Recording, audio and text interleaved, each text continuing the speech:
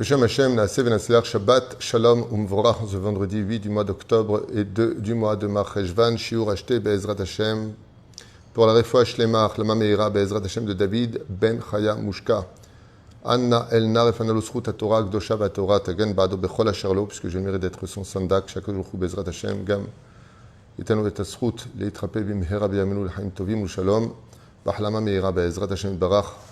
Refoua Shlema pour tous les malades, on a déjà cité la liste juste avant, les Lunishmat, Kol Mete Israël, Elef Elfa Avdalim, la Hatzlacha Shel Kol HaTormim Shelanu Bimiuchad, et une grande Hatzlacha, Be'ezrat Hashem pour la famille. Hashem Varechotam B'Chol Asher Lahem, Shitnu Tzedaka, Shitpalalu, V'Akol Yeh Beseder, Be'ezrat Hashem Yitbarach.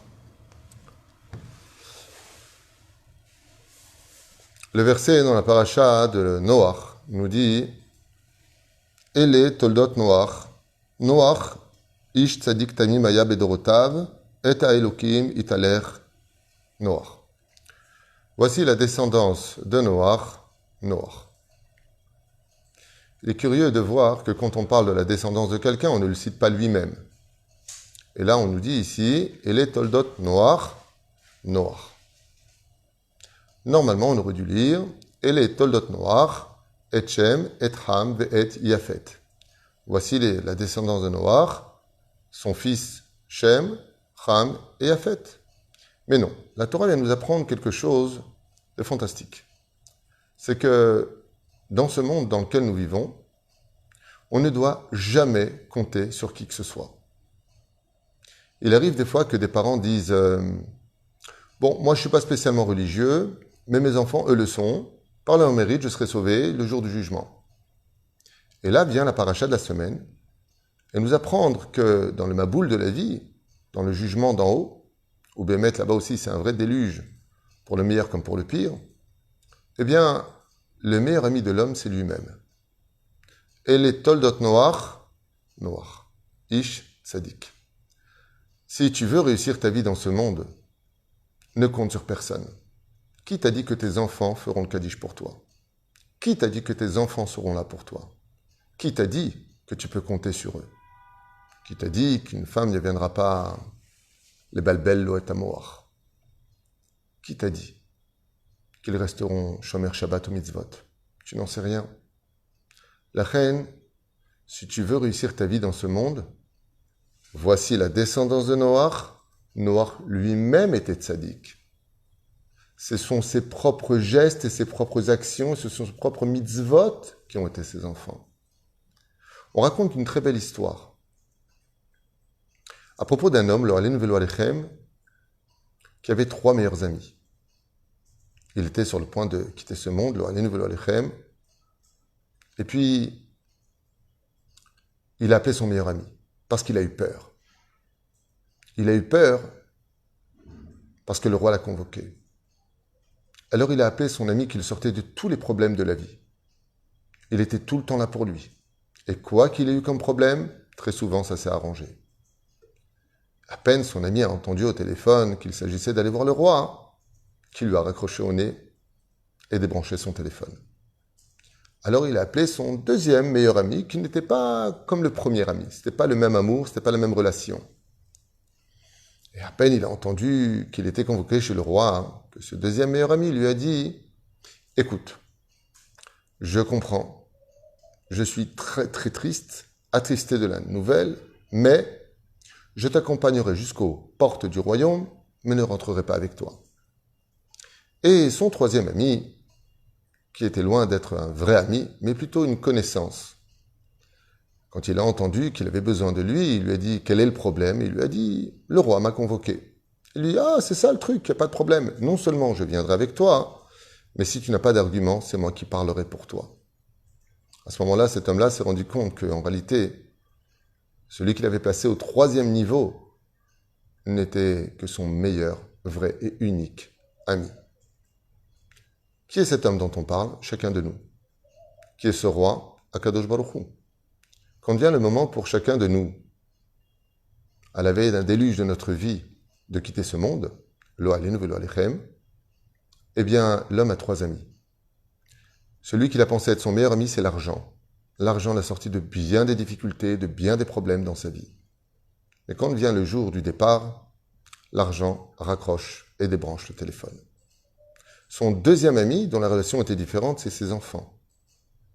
Ses propres enfants lui disent « Papa, on t'aime, mais on t'accompagnera jusqu'aux portes, mais on ne rentrera pas avec toi dans le trou. » Alors l'homme se retrouve face à lui-même.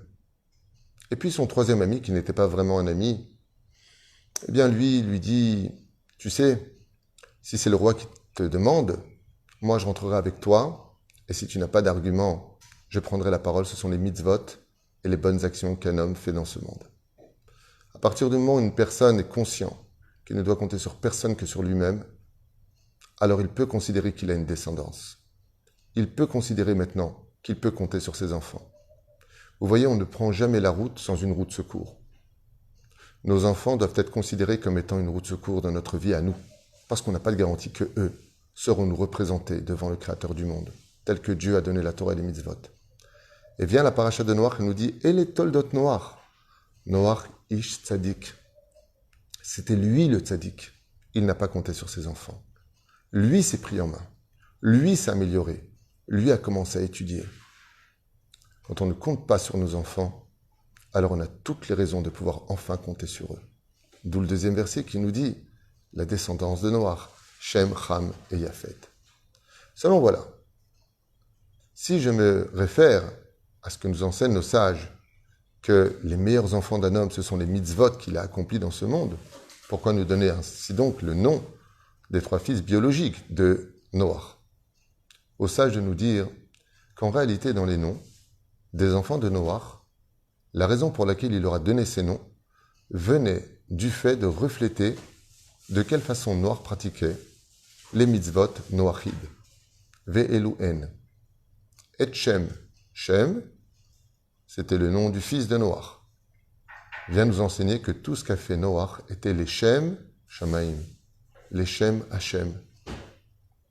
Quand on fait une mitzvah dans ce monde et qu'on veut qu'elle soit bien faite, pour le meilleur de nous-mêmes et de notre descendance, il ne faut pas chercher d'intérêt, même à comprendre le pourquoi de la mitzvah. On peut chercher le comprendre ou à approfondir le pourquoi d'une mitzvah, mais qu'elle ne soit pas la raison pour laquelle je vais faire la mitzvah. Faites très attention à cela, hein. Comme certaines personnes qui disent « Je ne vois pas l'intérêt de cette mitzvah-là, je ne la comprends pas. » Non. Les Shem, Shamaim. Que la mitzvah que tu fasses soit comme Shem, les Shem, Shamaim. La deuxième, comment il s'appelait? Cham. Cham veut dire chaud, avec Itlaavut. Que quand tu vas faire une mitzvah, ne la fais pas comme le veut Amalek. Il veut te refroidir quand tu fais les mitzvot. Fais-les. Allez, faut que je les fasse. Allez, viens, je la fais. Ne la fais pas de façon froide. Fais-la de façon chaude. Quand tu vois une personne, par exemple, qui voulait absolument aller quelque part, on dit « Oh, il est chaud. Il est comme un fou pour y aller. » Ainsi donc, fais les mitzvot be'itlaavut. Fais les mitzvot de tout ton cœur, avec un cœur chaud. Des actions qui sont chaudes, chaleureuses.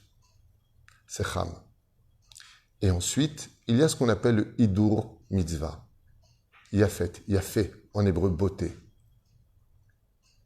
La beauté d'un mitzvah, c'est une mitzvah bislatma qu'on appelle hidur mitzvah. Enjoliver la mitzvah. Fais pas les mitzvot, par exemple, te prendre une paire de tefilines, il y a tous les prix. Prends celui qui sera le plus pieux, qui se trompe au mikvé. Ça coûte plus cher, elles sont plus belles. Prends celle-ci. Tu mets ta table de Shabbat, mets une belle table de Shabbat. Avec des beaux kélim. Et si tu as les moyens, prends des ustensiles en argent, car ça représente le chesed. Quand tu achètes un talit, achète un beau talit, avec les nœuds les plus parfaits. Enjolive ta mitzvah, même si les autres sont cachères. Ta mezouza, elle peut être cachère, mais elle est mieux si elle est méadrine, si elle est parfaite. Et la reine, on a vu que Noach non seulement a accompli la Torah et les mitzvot, mais il les a accomplis à l'image de ses 3 enfants que lui-même a mis au monde. Les Shem, Shamaim, Shem, Cham, avec beaucoup d'enthousiasme, beaucoup d'amour, beaucoup de chaleur. Yafet, avec beaucoup de beauté. Quand on a ces 3 conditions dans l'accomplissement des mitzvot, alors on est digne d'être un père qui a engendré aussi bien des tzadikim sur terre, mais surtout des anges parfaits qui seront dignes d'être nos enfants. Et les toldot Noach, que l'homme comprenne que dans ce monde, il doit être toujours paisible vis-à-vis de Dieu, Noach Harishon, le premier Noach, Noach, le deuxième, vis-à-vis des autres. Quand je suis quelqu'un de social, d'agréable, vis-à-vis de Dieu et vis-à-vis des hommes, et que mes mitzvot soient accomplis dans les trois conditions qu'on a citées, les Shem Shamaim, avec enthousiasme et avec beauté, il est certain qu'on laissera un nom dans l'histoire à l'image de Noach, qui est marqué pour une paracha entière du livre de Bereshit. Shkekulanu Be'ezrat Hashem Leot Nochim, et que cette étude soit pour la refoua shlema Be'ezrat Hashem de David ben Hayamushka, Ahlama Meira Lechaim Tovim Ushalom Hu, Vechol Bene Beto, Vechol Am Yisrael, Vechol Atar Ve'atar. Amen, Amen.